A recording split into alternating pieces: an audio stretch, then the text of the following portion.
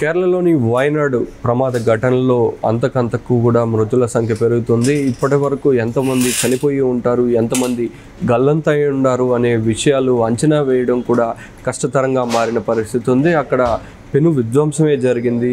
మొత్తం కూడా ప్రకృతి కోపానికి ఎంతమంది బలయ్యారనే విషయాలు కూడా ప్రభుత్వం ఇప్పటి వరకు కూడా జరిగి ఈ 2 రోజులు గడుస్తున్నా కానీ ఇప్పటికీ కూడా అంచనా వేయలేని విధంగా కూడా అక్కడ ప్రమాద తీవ్రత అనేది జరిగింది. మొత్తం భారీ వర్షంతో పాటు బండరాళ్ళు కొండపై నుంచి దొల్లుకు రావడంతో అనేక ఊర్లు నామరూపాలు లేకుండా కూడా తుడుచుకుపెట్టిపోయిన పరిస్థితి ఉంది.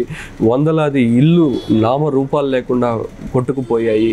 అసలు ఈ వరద ఎక్కడి నుంచి వచ్చింది, ఏ గ్రామాలు ఎంత మేర దెబ్బతిన్నాయనే విషయాలను ఒకసారి గూగుల్ ఎర్త్ ద్వారా కూడా పరిశీలించే ప్రయత్నం చేద్దాం. మొత్తం కూడా ఇది ముండకై ప్రాంతం. ఈ ప్రాంతంలోనే సోమవారం వేకువజామున ఇక్కడ వరద మొత్తం బండరాళ్లతో కూడిన కొండ చర్యలతో కూడిన వరద అనేది ఈ ప్రాంతం మీద పడింది. ఈ మొత్తం కూడా మనం ఒకసారి ఇక్కడ పరిశీలిస్తే ఎత్తైన కొండ ప్రాంతం. ఇది కొండ ప్రాంతం మొత్తం కూడా నీటి ప్రవాహం వెళ్ళే విధంగా కూడా మనము ఇక్కడ చూడొచ్చు. సో ఎప్పుడు కూడా సాధారణ వర్షపాతం నమోదైతే వరద కూడా ఇప్పుడు ఏదైతే మనకు ఇక్కడ కనిపిస్తుందో ఈ మార్గం ద్వారానే కూడా వెళ్ళిపోయే పరిస్థితి ఉంటుంది. ఇళ్ల మీద కానీ నివాస ప్రాంతం మీద కూడా ఎటువంటి ఎఫెక్ట్ చూపిన పరిస్థితి ఉంటుంది. అయితే సోమవారం ఈ ప్రమాదం జరగక ముందు 48 గంటల్లో దాదాపు కూడా 572 మిల్లీమీటర్ల వర్షపాతం నమోదైనట్టుగా కూడా వాతావరణ శాఖ ప్రకటించింది. ఈ నేపథ్యంలోనే కూడా సాధారణంగా 200 కంటే ఎక్కువగా వర్షపాతం నమోదైతే అది అతి భారీ వర్షపాతంగా పరిగణిస్తారు. అయితే ఇక్కడ 48 గంటల్లోనే దాదాపుగా కూడా 572 మిల్లీమీటర్ల వర్షపాతం నమోదైంది. అంటే ఏ మేరకు వర్షం ఇక్కడ ఈ ప్రాంతంలో పడిందనేది మనం ఒకసారి అర్థం చేసుకోవచ్చు. ఈ నేపథ్యంలోనే మొత్తం కూడా ఇక్కడ ఎత్తైన కొండ భాగం, ఈ కొండ భాగం నుంచి కూడా వరద వచ్చే పరిస్థితుల్లో మొత్తం ఎక్కువగా కూడా వరద రావడంతో ఈ ప్రాంతం నుంచి ఎత్తైన ప్రాంతం నుంచి కూడా పూర్తిగా బండరాళ్లతో కూడిన వరద అనేది వచ్చింది. ఈ వరద మొత్తం కూడా తొలుత ఇక్కడ నివాస ప్రాంతాలు ఉన్న ముండకై అనే ప్రాంతంలో ఇక్కడ ముండకై అనే ప్రాంతం ఇది. ఈ ప్రాంతం మీద అర్ధరాత్రి 1 గంట సమయంలో ఇక్కడికి వచ్చింది. ఈ సమయంలో మొత్తం కూడా ఇక్కడ ఉన్న 200 కుటుంబాలు ఉన్నట్లుగా కూడా తెలుస్తుంది. ఈ ప్రాంతంలో ఇక్కడ మనం ఒకసారి చూడొచ్చు, నివాసాలు కూడా మొత్తం ఇక్కడ కనపడుతున్నాయి మనకు. ప్రస్తుతం అయితే ఈ నివాసాలు మొత్తం కూడా ఇల్లులు మొత్తం కూడా పూర్తిగా కూడా కొట్టుకుపోయిన పరిస్థితి అయితే ఉంది. మొత్తం ఈ ప్రాంతంలోనే మొత్తం 200 ఇళ్ళు ఉన్నాయి. ఈ 200 ఇళ్లలో కేవలం 4 ఇళ్ళు మాత్రమే ఇప్పుడు ఉన్నట్టుగా కూడా అక్కడ స్థానికులు చెబుతున్న పరిస్థితి, ఆ ప్రమాదం నుంచి బయటపడిన వారు చెబుతున్న పరిస్థితి ఉంది.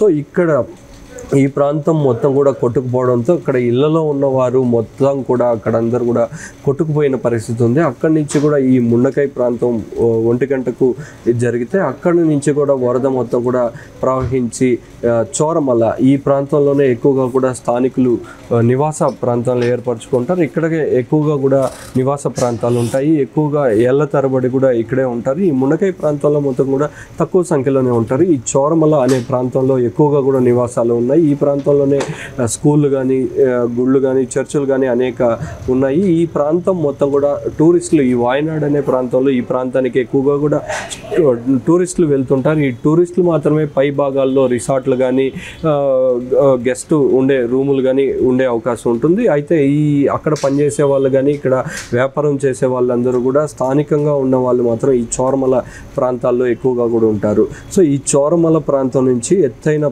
ఈ ప్రాంతం నుంచి కూడా వరద వచ్చి ముండకై ప్రాంతానికి తాకింది. అక్కడి నుంచి కూడా చోరమల మీదుగా కూడా వచ్చింది. ఈ చోరమల మీదకి సోమవారం ఉదయం 4 గంటల సమయంలో వచ్చింది. ఇవి 2 సార్లుగా కూడా ఈ కొండ చర్యలు పడ్డాయి. ముండకై ప్రాంతంలో వచ్చిన వరద అప్పటికే 1 గంట ప్రాంతంలో ఒకసారి కొండ చర్యలు పడినవి, రెండవసారి కూడా భారీగా కొండ చర్యలు పడడంతో ఈ చోరమల వరకు కూడా పెద్ద పెద్ద బండరాళ్ళు దొల్లుకుంటూ వరదతో పాటు ఇక్కడికి వచ్చాయి. ఇక్కడ వస్తే మనం ఇక్కడ చూడొచ్చు అనేక గ్రామాలు ఉన్నాయి. ఈ గ్రామాలు ఈ వరద పరివాహ ఈ ప్రాంతం వద్ద మొత్తం కూడా పదుల సంఖ్యలో గ్రామాలు ఉన్నాయి.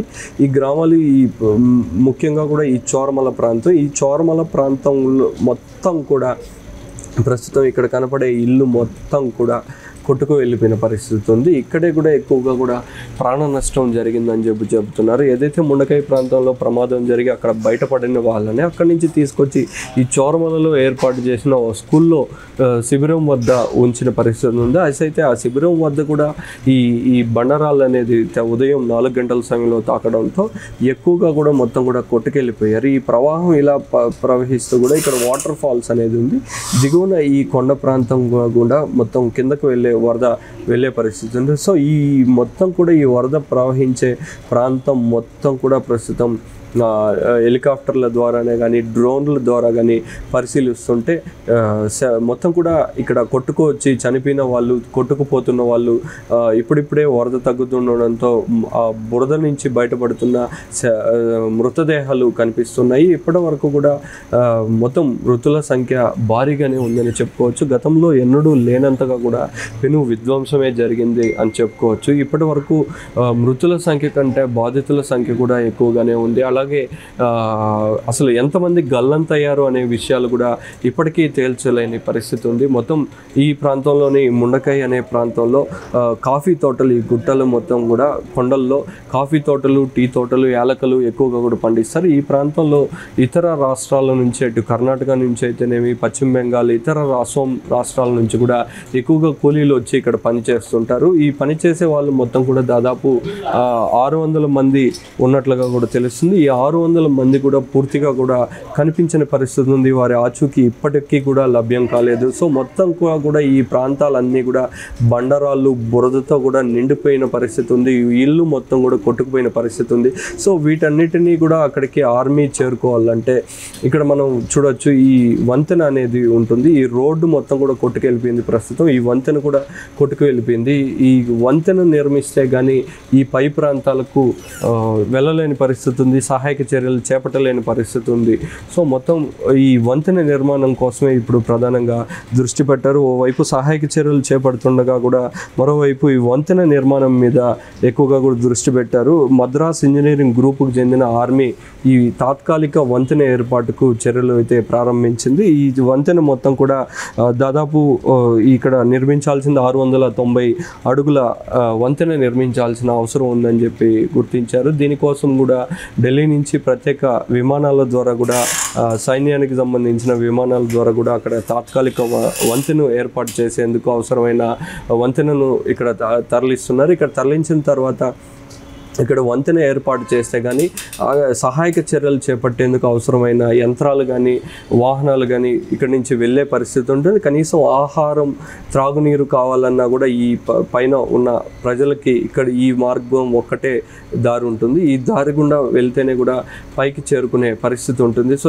ఈ ప్రాంతం మొత్తం కూడా ప్రస్తుతం కొట్టుకు వెళ్ళిపోవడంతో ఈ ముండకై ప్రాంతం, ఈ ప్రాంతంలో సహాయక చర్యలు చేపట్టాలంటే మొత్తం ఇక్కడి నుంచి కూడా వాహనాలు కానీ, ఏదైతే కట్టర్లను కానీ, ఆ పెద్ద పెద్ద బండరాళ్ళు తొలగించడానికి కానీ అవసరమైన సామాగ్రి మొత్తం కూడా ఆ రోడ్డు మార్గం ద్వారా వెళ్ళాలి.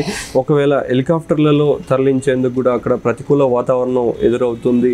మరోవైపు వాతావరణ శాఖ మరి 2-3 రోజులు కూడా భారీ వర్షాలు పడే అవకాశం ఉంటుందని చెప్పి ఇప్పుడే అనేక జిల్లాలకు రెడ్ అలర్ట్ జారీ చేసిన నేపథ్యంలో వీరంత త్వరగా కూడా సహాయక చర్యలు చేపట్టాలని అయితే ప్రస్తుతం అక్కడ మొత్తం కూడా త్రివిధ దళాలకు చెందిన సైన్యం అయితే ప్రయత్నం చేస్తున్నారు.